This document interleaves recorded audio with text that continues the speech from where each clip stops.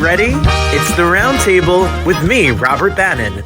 Welcome to the Roundtable, everybody. My name is Robert Bannon. You're listening to us on Broadway World over here on the Broadway Podcast Network, and I am so excited because I can officially say today that we are the least, the third best podcast in the world, because our next guest has number one and number two.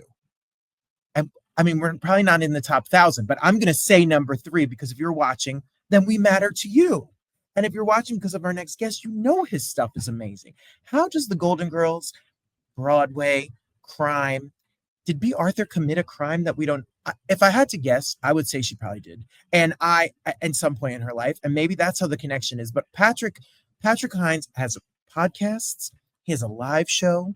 He's not coming to Detroit, but we'll talk about that. Maybe he is, because I want him to come, or at least do the show in my living room. I need to know everything that there is to know about Patrick Hinds and his incredible empire that he's created. I'm so excited that he's here on the Roundtable. You know him, you love him. His book is available. Get all of get everything that is to do with Patrick Hinds here. Welcome, Patrick, to the Roundtable. Hello. I was just in Detroit. I just did my show at Mark Ridley's Comedy Castle, and it was amazing. I had like this huge Detroit crowd. I met a couple of gays afterwards that became like friends, and now we're like real life friends. The Detroit crowd was incredible. I'm so sorry that this is happening now and not like 2 weeks ago. Where is Mark's Comedy Castle, and why have I not been there?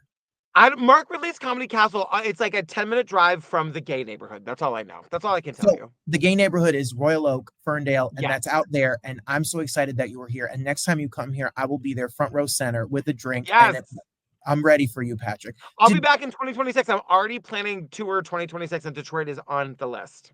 Well, what I love about you, before we get to all the other things, is that your shows, like An Evening with Patrick Hinds, Laughs, Drinks, and Drama, which is coming to Green Room 42, and is coming all across the country, is inspiring to me, because you are somebody we know from podcasts and now writing books and now live shows, storytelling.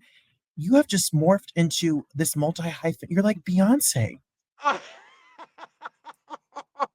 Exactly. People are actually starting to say that Beyonce is kind of like me. Which, no. I thank you for saying that. I'm very, very fortunate to have a super supportive husband who doesn't just like support me, he encourages me. We've got an 11-year-old. We were talking about this before we started. I have two, my podcast or my full-time job. It's a lot of work, but everybody in my life knows that like I'm one of those people that if I don't get to flex all my creative muscles, I will explode.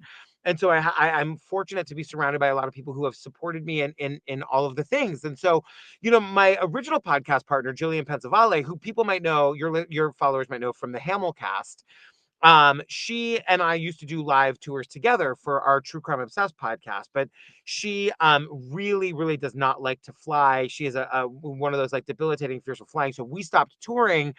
But I really loved the live in-person experience. And so I sort of came up with my own concept for my own way to sort of tour and get out there and meet people. And that's what has become this Evening with Patrick Hinds that I'm doing it. And the Green Room show, I'm so excited about. So it's June 26th. It is the Thursday of Pride weekend. So it's like I'm calling it the official kickoff to Pride weekend in New York City.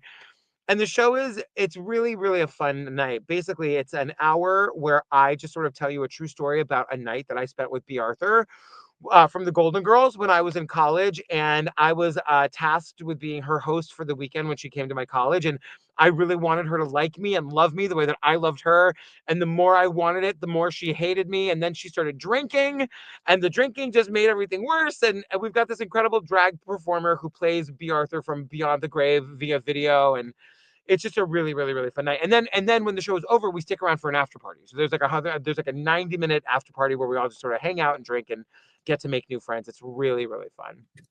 Firstly, I'm obsessed with this story. And then before I even heard it, I know we have a mutual friend. Robbie Roselle is a mutual friend of ours. And Robbie told me that we had a rehearsal for one of my shows. And he said that he was going to your like tryout. Patrick is going to tell the story. And I said, what's his show about? And he said his weekend with Bea Arthur. And I was like, where do I spy a ticket? I need to know. We did like an invited dress in my living room, and Robbie and like 10 other gays came. They gave great audience. So I felt I'm doing 40 cities. And so, but you don't really get to know if it's working until you do it in front of people. And I was like, oh God, I hadn't really thought about that. So I assembled like 15 gay. Well, really, it was Robbie. Like I'm married and I have a kid, so I have no life and no friends. And so I was like, Robbie, get a bunch of gays to my living room so I can try this out. And it was really, really fun. And God bless Robbie, because he's just, Robbie Roselle. He's like the most supportive, Very. kind, sweet, loving friend. He just did his most recent show called Citation Needed, where he wrote his Wikipedia entry in real time at 54 below. And I was like, Robbie, you have like he's such a talent. He's such an amazing cabaret talent. And we don't really have those Yeah, types of people. The cabarets that we have in New York are Broadway stars that are like on their night off coming to do a show. We don't have those really very many of those people who just love to do cabaret. And Robbie is one of them. So I would encourage everybody, follow at Diva Robbie on Blue Sky, Twitter, Instagram, TikTok, all the places, and encourage him to keep doing shows because he's so good. he's amazing, and I owe him a lot of my entire career. And we could follow you. All the links and everything will be below us so that we could follow you as well and buy our tickets. I love Green Room 42 because they have great artisan pizza. They have fun drinks. You can hang Yes. out. It's the And spot. there's no minimum. You can literally, like every other room in town, there's like a $25 minimum or a 2-drink minimum. And I hate asking people to spend money on me. I always say I would do this for free. I do not need to get paid for it. I hate that people have to buy tickets, but at least at Green Room, you can buy a ticket and you don't have to do anything else. You can come and just sit and watch the show. Agreed. My brother at my wedding last weekend roasted me in his best man speech because he said it was so nice. It was so funny, but it was so true. He said it's so nice to spend time with Robert where we don't have to buy a ticket and have a 2-drink minimum because there's I know. the I shade. know. But I feel bad because we love our people. I would do it in your living room, and I would do it for free too. We love Well, it. but that's why I love making podcasts, because podcasts are free for like we have Patreon, you can subscribe if you want, but if you want the regular like the advertisers pay us, you don't have to, it's all free. That's the beauty of So, podcasting. how did this start? Podcasting for you? Do you like the word podcasting? Firstly, because I have Love like a. well, Go it's ahead. funny Tell me. because it's a very antiquated word, right? It comes from the fact that originally you could only really listen to them through your Apple iPod, which is why they're called podcasts. And podcasts go back a lot farther than people think. People started making podcasts in like 2006, 2007. And I knew a person who was one of the original adopters of creating. It was so difficult to figure out how to get it onto the internet and for how people to get. Now it's also streamlined. Anybody, I mean, I'm living proof that any idiot can make a podcast. And so I love it. I mean, I always say that I feel so grateful to be alive and creating in what I call like the golden age of podcasting, because I really professionally I feel like that is what I was put on this earth to do, to sort of tell these stories, build communities.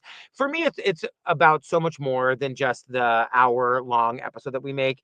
For both my true crime podcast and my Golden Girls podcast that I make with the great Jen Samard, we're building really big fan communities. And we don't think of them as fans of us, we think of them as fans of the things that we're covering, right? Because on True Crime Obsessed we recap true crime documentaries, and on the Golden Girls Deep Dive podcast we recap episodes of the Golden Girls and throw in we have a full-time researcher, and we throw in bits of history about the Golden Girls and things that they talk about on the episodes, and we give you more than just a recap. But that's what I love about podcasts, is that really people want to listen to your podcast, but then they want a place to go to talk about it, and maybe that a place to meet other fans in real life. And you really can find these really wonderful, supportive communities in these little pockets on the internet that and that's what I love the most about podcasting. Well, I love it too. I've never listened to a podcast till I had a podcast, and now I love podcasts because I think that they're so great. And I hear so many people who have their favorite podcasts, and a lot of people love crime podcasts. Love Yes. them. Were you Yes. someone who loved, like, how did this idea come to you? Yeah. So what happened was I got into the world of podcasting in like 20, maybe 20, God, when was it? It would have been 2013, 2014. I was listening to, there was a podcast called Downstage Center where a guy was interviewing all these big Broadway stars. And it was kind of a dry thing, but I loved it because I'm a big theater person. And he stopped making that podcast. And so I was like, well, then I'm going to do it. I'm going to take over the mantle. I'm going to learn how to make a podcast and learn how to find Broadway stars and ask them if they'll sit down with me in person. And I would drag this suitcase full of like microphones and a mixing board and microphone stands to Pearl Studios once a week, and I'd get to interview these like big Broadway stars. I would just reach out to them on Facebook or Instagram or Twitter or whatever, and 99% of the time they said yes, and we would just sit down and talk about their career.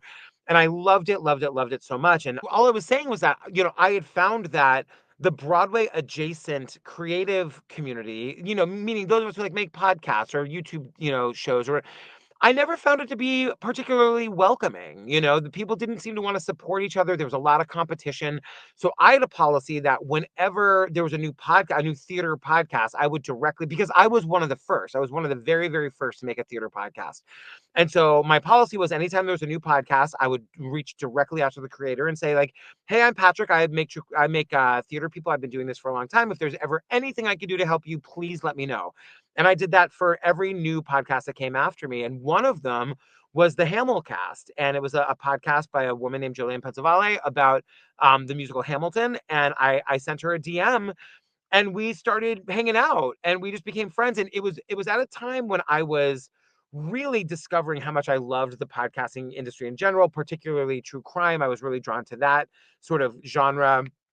And I was trying to figure out if there was a way that I could make a living as a podcaster. I was starting to see some creators, independent creators like me, transitioning from doing it as a hobby to actually making a living doing it. And I thought, if I could, if there's any genre in which I could make that happen, I thought that it would be true crime. And it just happened that Jillian wanted to make a true crime podcast too. And we sort of put our heads together and came up with this idea because we both love true crime documentaries. What if we did, there were already a ton of true crime podcasts and we didn't know if we'd be able to break through, but we were like, what if we made a podcast recapping true crime documentaries?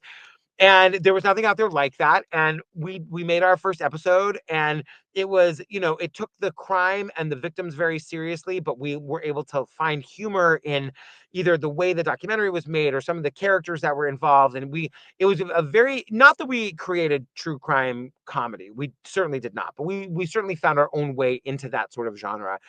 And within a couple of months, we got an email from a company called Audio Boom that was like, we sell ads on podcasts and we don't have anything like yours. Do you want to work with us? And we're like, you know what? They're probably totally going to rip us off. What do we know? But sure, let's work with them. And, almost 9 years later, we're still with them. We've had this, great relationship with them. And, and then maybe 2 years in, we discovered Patreon and our listeners really wanted more content. And so we decided to make bonus content on Patreon. And for like 3 years, we were the #1 creator on Patreon. Like of all of Patreon, True Crime Obsessed we had the most patrons of anybody.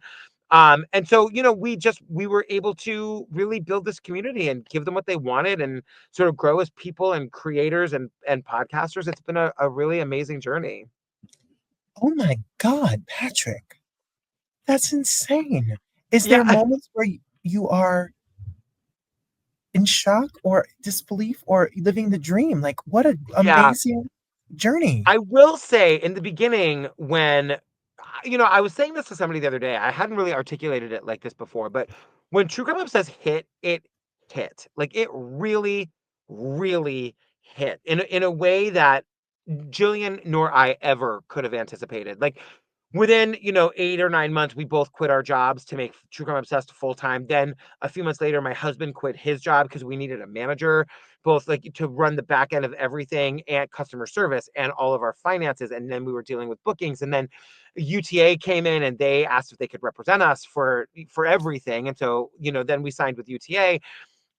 It all happened so fast that it actually put me into therapy because there was a pocket of time that I started to question reality, that I was like, is this the Truman Show? Like, is this a reality show? Like, this can't be real. This isn't my life.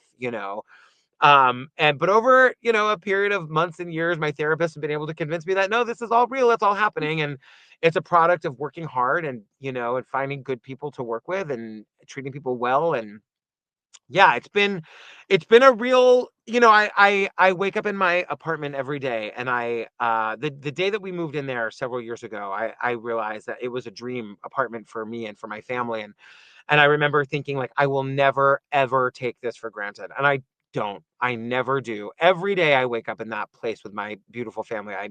I feel like the luckiest person in the world. I love this story so much, and I'm so excited and happy for you. So before we talk about Golden Girls, and then we talk about the book, and we talk about the tour, which everybody, we're going to follow Patrick. We're going to buy tickets to see him live in New York and around the 40 cities on this tour, particularly, and already booking for next year. So you got to follow him to stay up to date.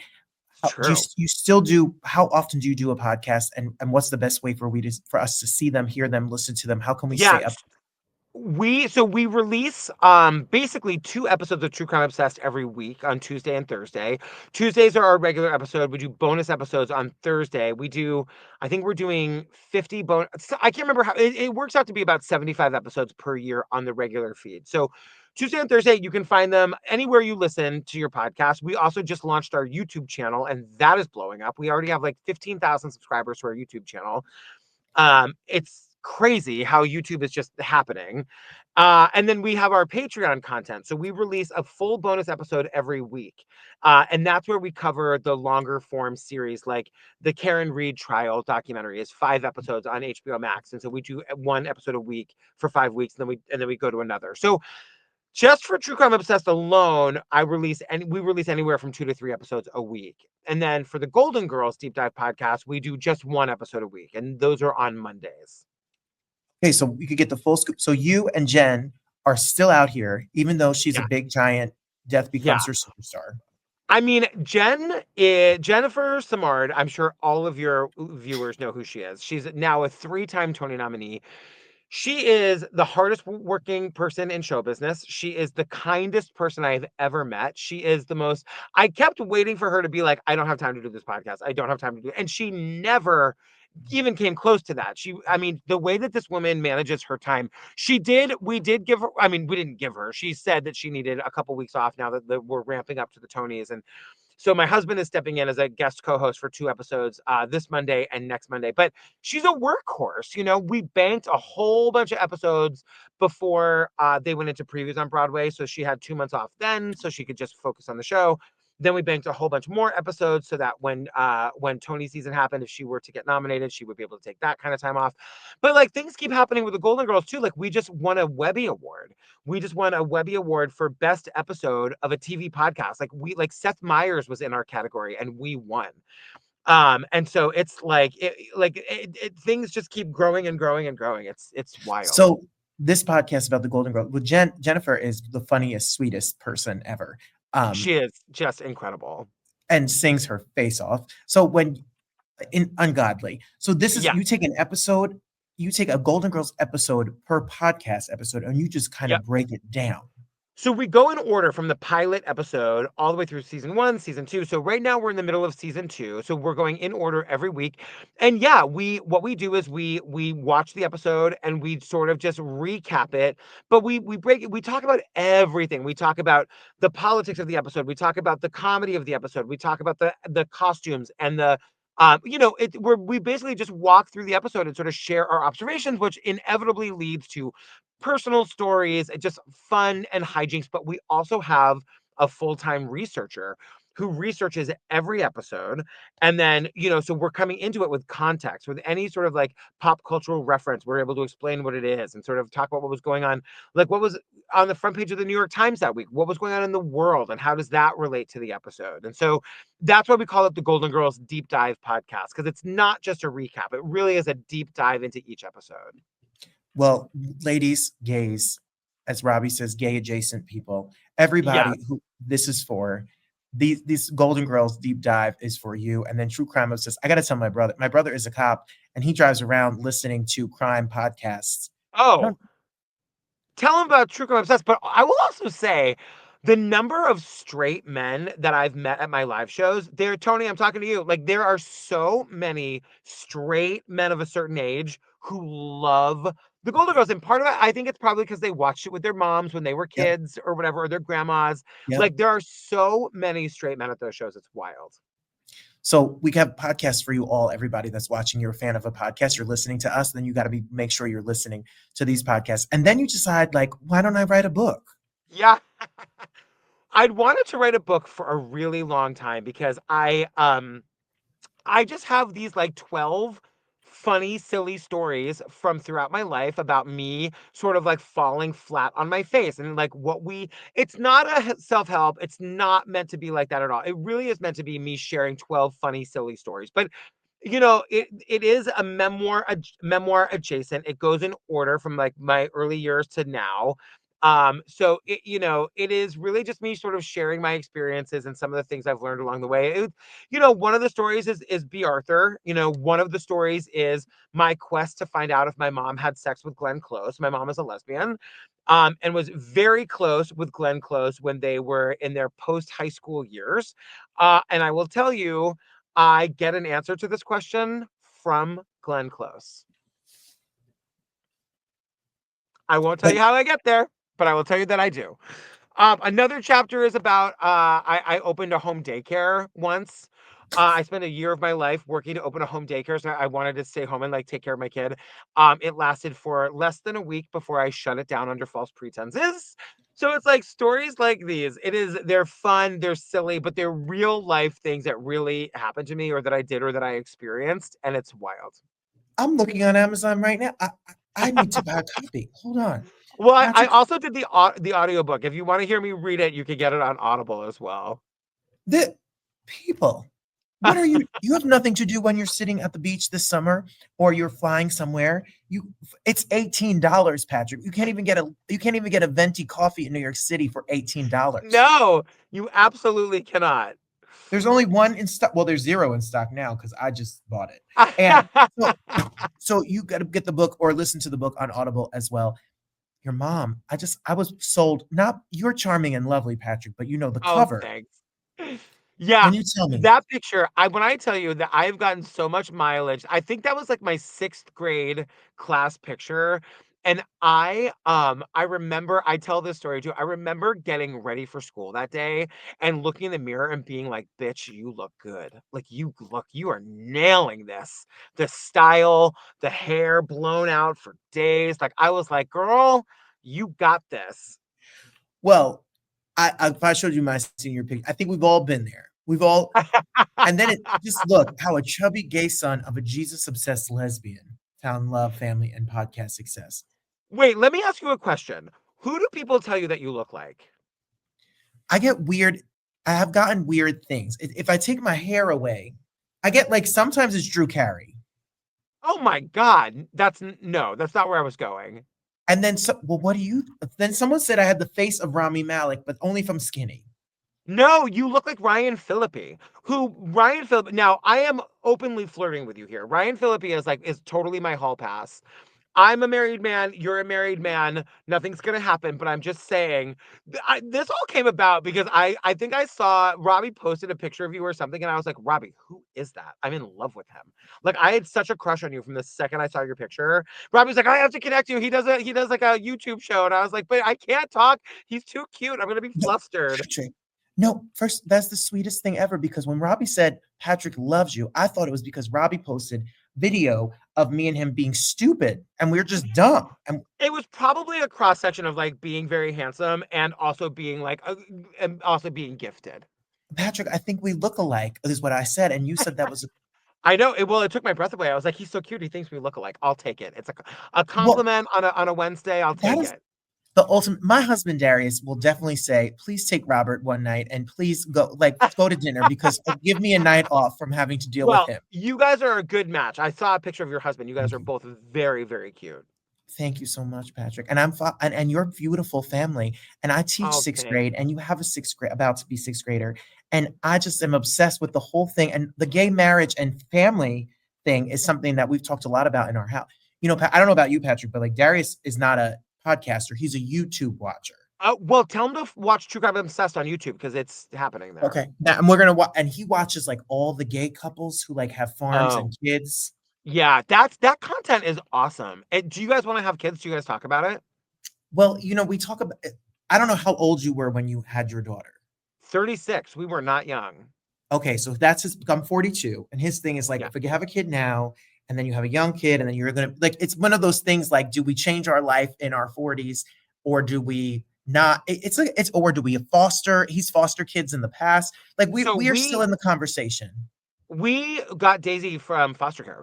We did a foster to adopt thing with Daisy, and it was amazing. And it's, I mean, I actually really liked being a slightly older dad than like, I'm glad I wasn't in my 20s or early 30s because like I feel like we certainly weren't like our lives completely changed in terms of our work after Daisy came to us. So it wasn't like we were like, we weren't like as financially stable as we are now. But it was I was glad to have her a little bit later because I felt like as a person I was more evolved and more ready to be a dad.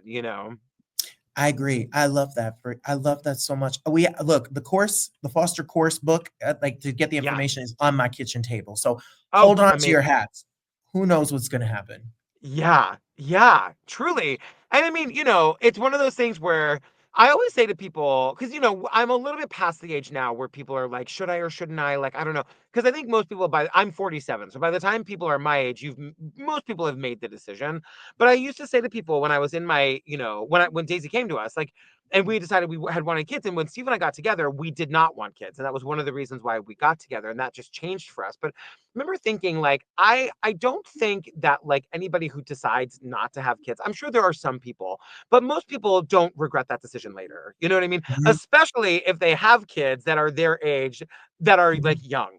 Like nobody who is my age and was on the fence but then ultimately decided not to have kids who is still in my life, nobody regrets that choice. You know I what I mean? Yeah, absolutely. I could talk to you for hours because you are a good Eh, time and you and your husband are probably a good time. And I bet we could have a triple date and bring Robbie and Len and you all, and we could have Oh, it would be fun. it'd I be will that'd be incredible kiki it up and gossip with you anytime, Patrick. for days and days. So what's our homework? Our homework is True Crime Obsessed podcast is out. You can listen to it. You can go to the YouTube channel. It is a new YouTube channel. It already has more subscribers than us. So do I hate Patrick? Yes. And secondly, you can go to Golden Girls, the Deep Dive podcast. Does it have Tony nominated superstar Jennifer Samard on every single episode? Unless it's Patrick's husband. Yes, she is there, and you can get all that also available wherever. You can get the book. There's no more physical hard copies on Amazon, but there's going to be some somewhere because I bought the last one.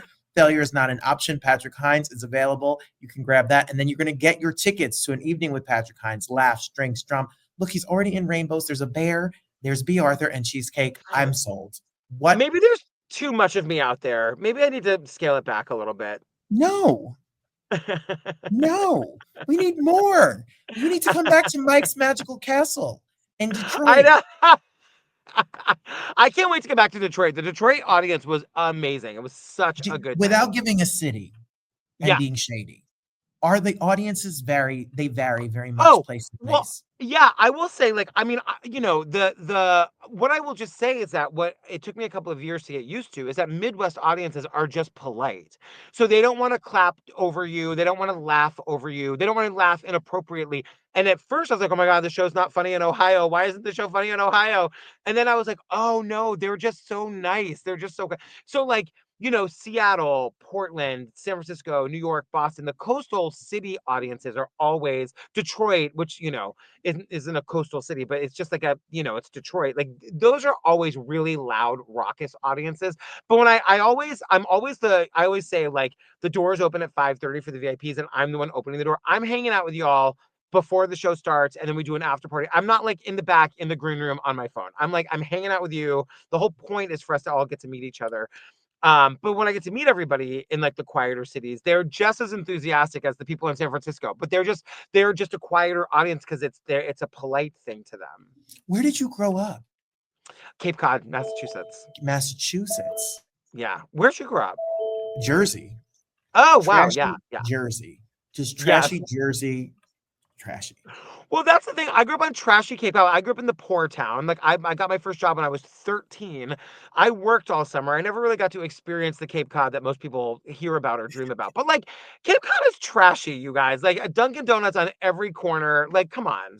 And like That's Dunkin' Donuts is my coffee. Don't get it twisted. I love a Dunkin' Donuts, but it's not fancy. Patrick. See, I just can do this because Patrick is a podcaster, so it just goes on a rant, and we were already. Look, I had this issue with coming to Detroit. I moved to Detroit 9 months ago, and all we have in New Jersey is Dunkin' Donuts. They own two Dunkin' Donuts in the whole city of Detroit, and everyone makes fun of me because I need Dunkin' I Donuts. I just don't don't. know. I don't want Starbucks. I don't want Tim Horton. I don't even know who Tim Horton is. I Yeah. want my Well, Dunkin' Donuts. we all know Tim Horton from Come From Away. Like that's the only reference Americans have for Tim Horton. It's all Come From Away. That's right. Exactly right. So I feel you about the East Coast love of the Dunkin' Donuts. See, we're going to be friends, Patrick. And the That's thing it. about the people in Detroit who make fun, we can't blame the ignorant. We can't blame them for what they don't know. You know They what I do mean? things wrong here too. They call soda pop here and things and Oh. sneakers gym shoes and all sorts. They make a lot of mistakes. They call sneakers gym shoes? Yes, I'm gonna wear gym shoes or tennis shoes. No, they're sneaker. It's They're sneakers. universal. Detroit, get it together. Come on. See, I'm so happy I had this conversation with someone from the East Coast because sometimes I think I'm going crazy, Patrick. Yeah, it's not you, it's them. It's them. It's Thank, clearly them. thank you, Patrick. I appreciate you. I want people to go to Green Room 42. It is the best place to see a show in New York City. It's going to be such a great night. I love everything about being there, and you get to see you and hear a great conversation and then party it up right there on the rooftop over at Green Room Yes. 42. So get your Yes. tickets. Make sure you're streaming the music. Give Patrick your money on Patreon so you get all the exclusive goodness. The tickets to the tour are patricktours.com. Okay? Patricktours.com. That's where you can see all the cities, all the venues, all the dates, and all that. And you have more shows that are going to be announced as time goes on. All the shows are announced now. I've done 20. I've got 20 to go. I'm 20 to go. ending in London on August 30th. So everything is there. Patricktours.com. Everything that is happening in 2025 is announced. And then we're working on the tour for 2026 right now. And I think that's gonna be, I think I'm only doing like 20 cities next year. But yeah, it's my favorite thing I get to do. So come and see me and meet me and hang Only. Only 20 cities. out. I do have to like raise my kid and be a husband as well. My world tour is only 20 cities this year. I love it. I'm so proud of you. I met you this way. Never Thank met you in you. person. I follow you. I love what you do. You're an inspiration for people out here to make art and creativity and that it can grow and can be multifaceted and nobody can put us in a box. It's just we got to just keep growing and going and being our own yes and keep making what we do. And that's what you do and you inspire me. So thank you for being here, Patrick. Thank you for having me. This has been so much fun. Thank you. And next time you're in New York, we got to hang out. I'm ready. Let's go. Tacos and margaritas or something fun on me. Yes, In. absolutely.